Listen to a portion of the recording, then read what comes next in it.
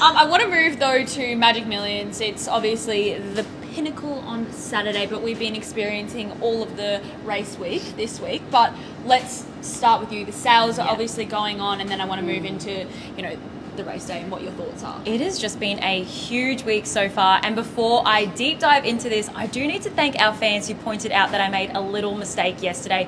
We had a $2.3 million lot go through, which was just huge, and I mistakenly said it was the wrong pedigree.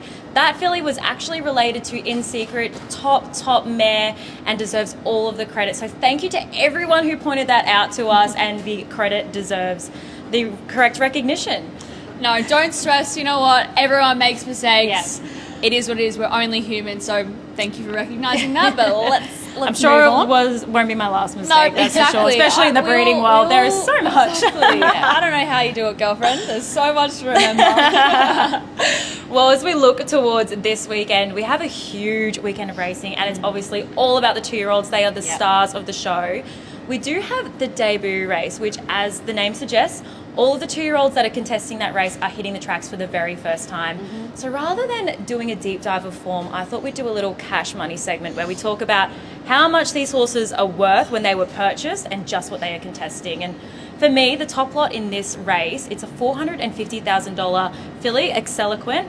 Tony Golan and Black Soil Bloodstock bought it last year, but it's so interesting to me how racing's such a great leveler. You've got those horses that are purchased for so much, and then in the same race, there's 2 horses that were purchased for $60,000 and $65,000 respectively, and they're all chasing the same prize money. It really goes to show no matter what you spend in racing, you can have the fairy tale too. Yeah, wow, it's crazy how that works. Yeah, absolutely. And we see it again as we move to the Magic Millions 2-year-old Classic. Hi Barbie, for example, she was purchased for a huge $1.2 million this time last year. And then you've got the Playwright, Gay Waterhouse and Adrian Bottrain, only $60,000 a game. Yeah. It's just insane, and it's not the only rivalry in terms of money there. And you know what? You got to be in it to win it. Absolutely, absolutely. I wish I was in it for the $3 million, I'll tell you that much. It's going to be great racing on Saturday. It's going to be great, and I'm sure you guys all got to see, I got to talk to Lucy Yeomans on Tuesday at the barrier draw, and there's a cheeky little rivalry in this race that I've got my eye on. Yes. Ooh, tell us more. Lucy used to work for Kieran Maher, and we saw a similar rivalry a few years ago when Annabelle Neesham went out on her own, but Kieran had the initial favourite in this race, Icarian Dream. She caught all of our eye when she trialled at the first 2-year-old races and then drew out wide. Yeah. So now, Lucy's horse, Invincible Woman, drew well, had a great run leading up to this, trialled beautifully, and is now the favourite. Yeah.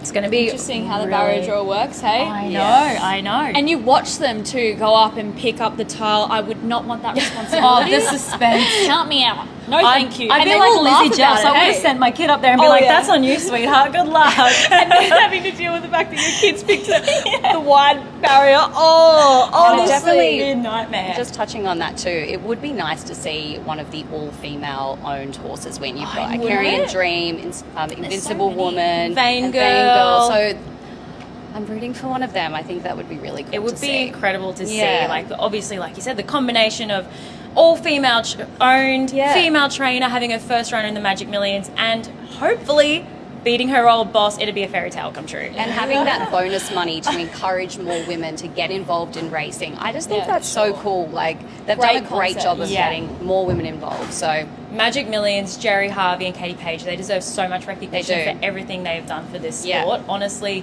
bringing more women in, all the great initiatives, this whole race day even, all the cutest races, the debut races, there's so much on offer. How much fun would it be if we all bought a horse together, ladies? I mean, just throwing it out there. Yeah. Luke had some concerns when I fell in love with one yesterday. He was like, please do not come home with that in the car. I did see that you posted that. Yeah, Bella, have you ever considered racing horses? I have. I used to want to be a trainer. Yeah. It's still, you can never rule these things out in life. I do have a long life ahead of me, and training is a tough slog. A lot of credit to the people that do it. You're there 7 days a week. You're always on call, 3 a.m. to, all hours of the night.